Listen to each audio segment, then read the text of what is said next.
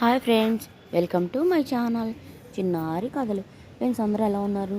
బాగున్నారా? నేను కూడా చాలా బాగున్నాను ఫ్రెండ్స్. మీరు కూడా చాలా చాలా బాగుండాలి ఫ్రెండ్స్. చిన్న రిక్వెస్ట్, ఫస్ట్ టైం మా ఛానల్ చూస్తున్నట్టయితే ప్లీజ్ ఒక లైక్ చేసి చూడండి ఫ్రెండ్స్. మీ ఒక్క లైక్ మా ఛానల్ ఎంతో గ్రోత్ అవ్వడానికి చాలా చాలా ఉపయోగపడుతుంది ఫ్రెండ్స్.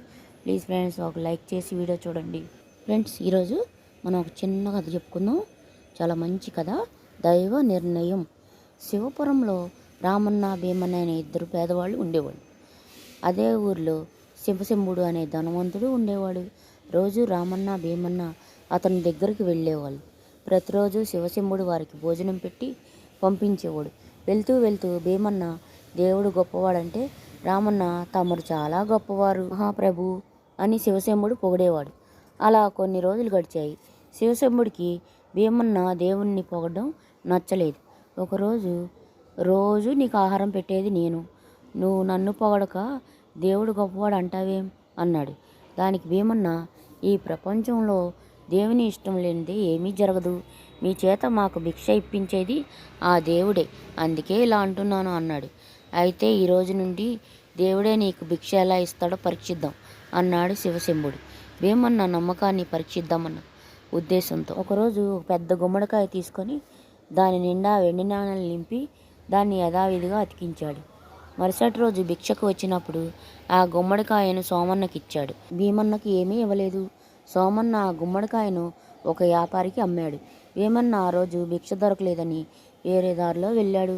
సోమన్న గుమ్మడికాయ అమ్మిన వ్యాపారి దగ్గరికి వెళ్ళి భిక్ష అడిగాడు భీమన్న. వ్యాపారి ఆ గుమ్మడికాయను భీమన్నకిచ్చాడు.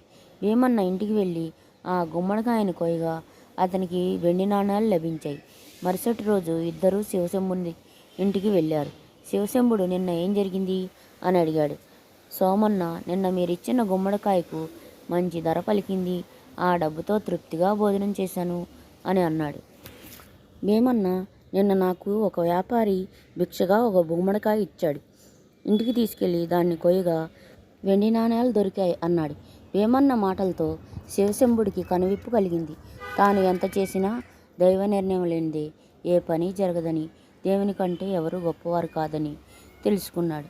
ఫ్రెండ్స్, కథ నచ్చిందా? చిన్ని కథ, చిట్టి కథ ఎలా ఉంది? ఒక కమెంట్ చేయండి ఫ్రెండ్స్. కథ బాగుందా బాగాలేదా, ఎలా ఉంది ఒక కమెంట్ చేయండి ఫ్రెండ్స్. ఇలాంటి కథలు ఎన్నో చిన్న చిన్న కథలు, పెద్ద కథలు చెప్పుకోవడానికి కొంచెం వీలుంటుంది ఫ్రెండ్స్. కమెంట్ చేయండి, లైక్ చేయండి. లైక్ చేసి వీడియో చూడండి, లైక్ చేయండి, షేర్ చేయండి, సబ్స్క్రైబ్ చేయండి ఫ్రెండ్స్. సబ్స్క్రైబ్ చేసిన పక్కనే ఉన్న బెల్ గంట నొక్కండి. మా నోటిఫికేషన్స్ అన్నీ మీకు వస్తాయి. ఉంటాను, బాయ్.